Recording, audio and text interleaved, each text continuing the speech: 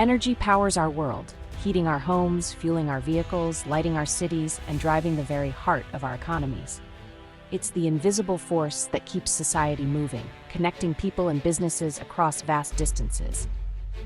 Every moment, energy flows through a complex network, quietly supporting our daily lives. When energy flows smoothly, we barely notice. It's easy to take for granted the warmth in our homes, the hum of industry, and the steady glow of city lights. Most of us never stop to think about the intricate systems working behind the scenes. But when that flow is disrupted, the impact is immediate and profound. Suddenly, the things we rely on every day are thrown into uncertainty. Streets go dark, factories grind to a halt, and a sense of unease ripples through communities. Today, August 23, 2025, that disruption has arrived. Newsrooms are buzzing, and the world is on edge as the story unfolds. Canada, long a reliable energy partner to the U.S., has abruptly halted final approval for a critical pipeline carrying liquefied natural gas into the U.S. This decision comes without warning, sending shockwaves through both nations. This isn't a minor policy shift. It's a seismic event that could redraw North America's energy map. Washington is stunned. Energy markets are scrambling. Prices are spiking, and uncertainty is spreading fast. Why would Canada make such a drastic move overnight? What pressures or priorities could drive such a bold decision, risking decades of partnership? What does this mean for the intricate web of pipelines binding our nations? The infrastructure that once symbolized cooperation now stands at a crossroads. The implications are vast, touching everything from high-stakes diplomacy and international relations to the price at the pump, affecting families and businesses in real time. Tonight, we'll explore the roots of this decision, the official announcement, and the immediate fallout. We'll hear from experts, policymakers, and those directly impacted by the crisis. And we'll examine what this means for ordinary citizens on both sides of the border, families, workers, and entire communities now facing an uncertain future. The energy lifeline between Canada and the U.S. has been shockingly severed, and the world is watching, waiting to see what happens next as history unfolds before our eyes. The Canada-U.S. energy relationship is one of the world's most integrated. Canada's vast oil, gas, and hydropower reserves have long supplied the U.S., the world's largest energy consumer. Billions in energy products cross the border daily, fueling economies and jobs, especially in Canada's west. Treaties like NAFTA and the USMCA have ensured this flow, making the partnership a model of reliability. Liquefied natural gas, or LNG, has become central as the world seeks cleaner fuels. Canada invested heavily in LNG, aiming to supply both Asia and the U.S. through new infrastructure. This integration has made North America's energy market efficient, but also vulnerable. U.S. refineries and power grids depend on Canadian supply, especially during peak demand. Any disruption, whether natural or political, can have immediate, significant consequences. Until now, a deliberate political disruption from Ottawa seemed unthinkable. That certainty has vanished. The Energy Pact is now in question. At the center of this unfolding energy crisis stands the Great Lakes Connector pipeline, a project that has captured the attention of both industry insiders and the public alike. While it may not have the sheer scale or controversy of the Keystone XL, the Great Lakes Connector was considered strategically vital. It was designed to link a brand new Canadian LNG facility in Ontario directly to the major U.S. pipeline hub near Chicago, creating a crucial artery for natural gas between the two nations.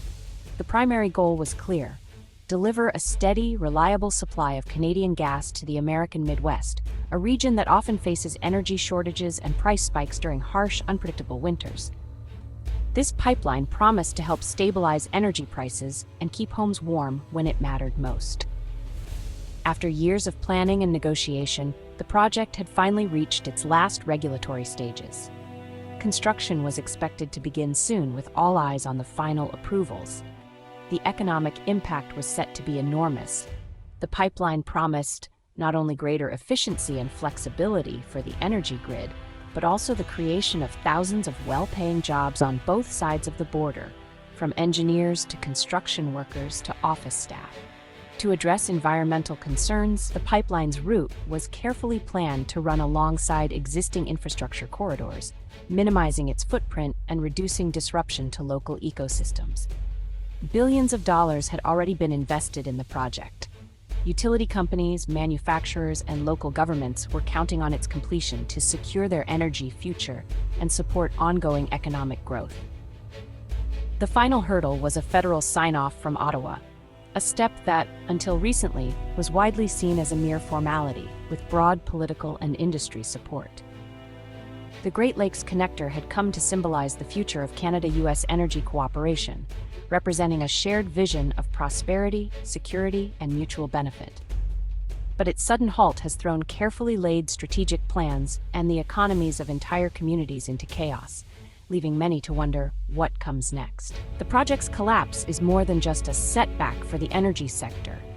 It's a stark warning about the fragility of even the most promising ventures.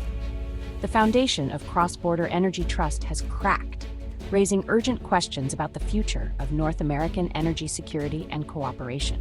On August 22, 2025, Canada's government stunned the world by withholding the final permit for the Great Lakes Connector.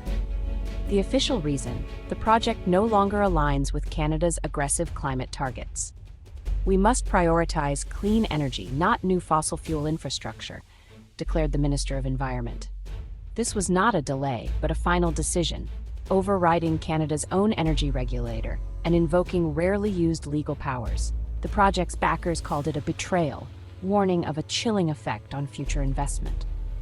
The abrupt reversal has left the energy sector reeling and Ottawa's credibility in question.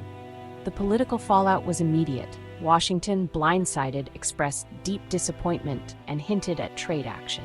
The move is seen as a rebuke of North American energy integration. In Canada, the decision ignited fierce backlash, especially from Alberta, whose premier called it economic sabotage. Tensions between Ottawa and the western provinces have deepened, threatening national unity. Globally, the decision undermines North America's reputation as a stable energy supplier. Trust between the U.S. and Canada has been shaken. Politicians on both sides now question the reliability of their closest partner. A once stable alliance is now a source of diplomatic friction. The economic shockwaves are spreading fast. Energy company stocks have plunged. Investors are wary of future Canadian projects. Billions in planned investment are now at risk, threatening a key sector of Canada's economy. U.S. utilities in the Midwest, counting on Canadian gas, must scramble for alternatives, driving up costs for consumers and manufacturers. Thousands of jobs tied to the pipeline and LNG facility have vanished overnight, hitting communities hard. The decision raises doubts about the reliability of cross-border contracts and the USMCA. Unpredictability now clouds North American trade and investment. The true economic cost may take years to tally. The human cost is real and immediate. Midwest families will see higher utility bills as companies turn to pricier gas sources. Rising natural gas prices mean higher costs for heating, manufacturing, and even groceries, since fertilizer and food production depend on gas. In Canada, lost jobs and economic uncertainty hit hardest in Ontario and the West. Young workers face a future where their skills may no longer be valued. The decision adds anxiety to household budgets and sows frustration in communities. People now worry about affording heat or keeping factories open. A once stable part of daily life, reliable, affordable energy, is now in doubt. The consequences reach into every home. The world is watching and taking notes. From bustling newsrooms in New York to quiet living rooms in Tokyo, people everywhere are glued to their screens, trying to understand the implications of this unprecedented decision. Governments, investors, and ordinary citizens alike are all asking the same question: what happens next? Dr. Elena Petrova, a leading energy security analyst, calls this a watershed moment in international energy relations. She warns that the consequences will be felt far beyond North America as global markets react to the sudden uncertainty. For decades, the U.S.-Canada energy relationship was considered the gold standard of reliability and mutual benefit. Now, with political risk suddenly entering the equation, that trust has been shaken to its core. Ironically, the move could actually worsen global emissions. As the U.S. scrambles to replace lost supply, it may turn to more distant, dirtier energy sources, increasing both costs and carbon footprints. Utilities, desperate to ensure reliability, might even revert to coal, undoing years of progress in clean energy and climate commitments. The economic precedent is chilling. If a project can be killed after years of regulatory approvals and billions invested, why would anyone risk investing in Canada's future projects? This decision damages Canada's reputation far beyond the energy sector. It sends a message to the world that agreements may not be honored, and that political wins can change everything overnight. Trust, once lost, is hard to regain. Investors and partners may hesitate for years or even decades before returning. The U.S. will likely pursue trade action, but the process will be slow, contentious, and fraught with uncertainty. Legal battles could drag on, deepening the rift. Expect a cooling of diplomatic ties, a rise in political rhetoric, and a renewed push for U.S. energy independence as both countries reassess their priorities. This marks the start of a costly, disruptive decoupling of North American energy markets, with ripple effects that will be felt in every sector.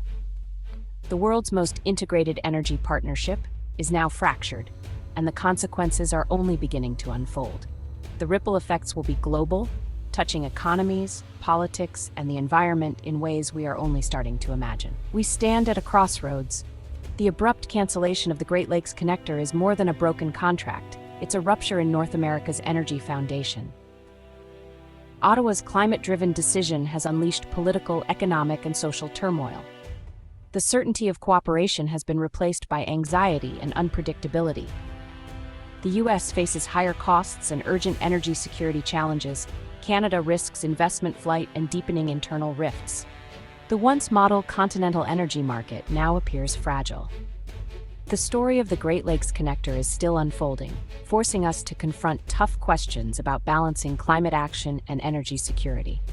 The future of North American energy and our daily lives hangs in the balance.